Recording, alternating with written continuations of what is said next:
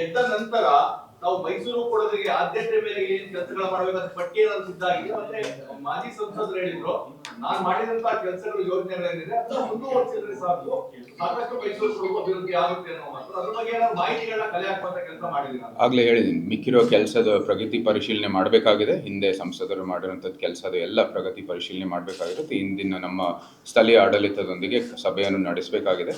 ಅವ್ರಿಗಾಗಲೇ ಹೇಳಿದ್ದೀನಿ ಇದು ಸಭೆ ಮಾಡಬೇಕು ಅಂತ. ಅವ್ರ ಸಮಯಕ್ಕೆ ನಾವು ಕಾಯ್ತಾ ಇದ್ದೀವಿ. ನಂತರ ಎಲ್ಲ ಕೆಲಸನೂ ಕೂಡ ನಾವು ಮುಂದುವರಿತೀವಿ. ನಮ್ಮದೇ ಆದ ಏನು ಕೆಲಸಗಳು, ನಮ್ಮದೇ ಆದ ಏನು ದೃಷ್ಟಿ ಇದೆ ಅದನ್ನು ಕೂಡ ಅದು ಸೇರಿಸಿ ಮುಂದುವರಿತೀವಿ.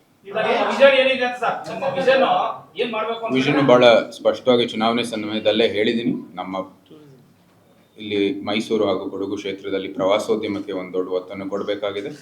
ಪಾರಂಪರ್ಯ ಸಂರಕ್ಷಣೆಯಲ್ಲಿ ನಾವು ಭಾಳಷ್ಟು ಕೆಲಸವನ್ನು ಮಾಡಬೇಕಾಗಿದೆ. ಅದರ ಜೊತೆಗೆ ಎರಡು ಕ್ಷೇತ್ರದಲ್ಲೂ ಕೂಡ ಭಾಳ ಹೆಚ್ಚಾಗಿ ನಾವು ಕೃಷಿ ಕ್ಷೇತ್ರದ ಮೇಲೆ ಅವಲಂಬನೆ ಮಾಡ್ತೀವಿ. ಅದಕ್ಕೂ ಕೂಡ ಒಂದು ಒತ್ತನ್ನು ಕೊಡ್ತಾ ನಾವು ಕೆಲಸವನ್ನು ಮಾಡ್ತೀವಿ.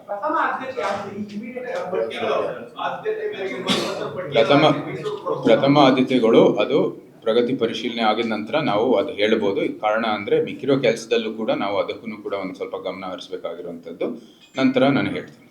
ಇಲ್ಲ, ಅದರಲ್ಲಿ 100ಕ್ಕೆ 100 ಕೊಡಲೇಬೇಕು. ನಮ್ಮ ದೇವರಾಜ ಮಾರ್ಕೆಟ್ ಇರ್ಬೋದು, ಲ್ಯಾಂಡ್ಸ್ಡೌನ್ ಇರ್ಬೋದು, ಮೈಸೂರು ಒಂದು ಹೆರಿಟೇಜ್ ಸಿಟಿಯಾಗಿ ನಾವು ಗುರುತಿಸಿ ಅದಕ್ಕೆ ಏನೇನು ಪ್ರೋತ್ಸಾಹವನ್ನು ಕೊಡಬೇಕು ಆಗಲೇ ನಾವು ಮಾಡ್ತೀವಿ. ನಾನು ಆಗಲೇ ಹೇಳಿದ್ದೀನಿ, ಅಲ್ಲಿ ಡೆಮೊಲಿಷನ್ ಅವಶ್ಯಕತೆ ಇಲ್ಲ. ನಾವು ಅದರ ಸಂರಕ್ಷಣೆಗಾಗಿ ನಿಂತಿರ್ತೀವಿ, ಕೆಲಸವನ್ನು ಮಾಡ್ತೀವಿ.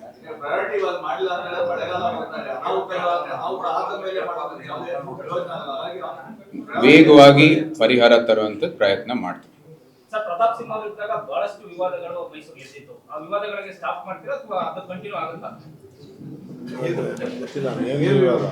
ಏನು ವಿವಾದ ಅಂತ ನೀವು ಸ್ಪಷ್ಟವಾಗಿ ಹೇಳಿದ್ರೆ ನಾವು ಬಂದಾಗ ಅದು ಬಂದಾಗ ನಾವು ಏನ್ ಮಾಡಬೇಕು ಮಾಡೋಣ. ಅದು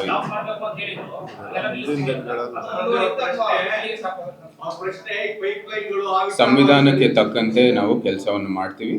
ಸಂವಿಧಾನನೇ ಇವಾಗ ಸ್ಪಷ್ಟ ಎಲ್ಲಕ್ಕಿಂತ. ಅದು ಅದೇ ನಮ್ಮ ಇವತ್ತಿನ ಸ್ಮೃತಿ. ಸೊ ಅದಕ್ಕಾಗಿ ಅದಕ್ಕೆ ತಕ್ಕಂತೆ ಕೆಲಸವನ್ನು ಮಾಡ್ತೀವಿ.